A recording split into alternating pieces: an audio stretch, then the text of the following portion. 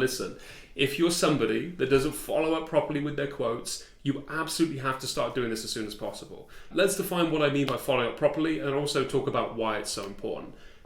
Following up.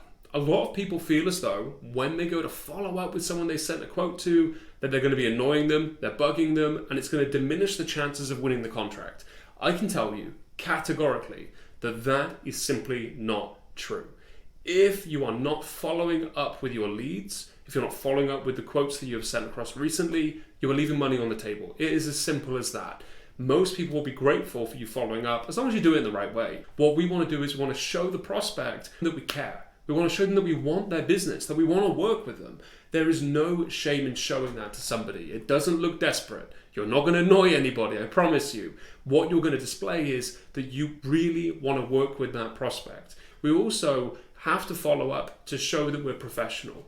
That combination of being professional and being persistent is underrated. Persistence does not have to mean that someone says no and we go, no, but you don't understand, we've got a fantastic offer. We're not hard selling here.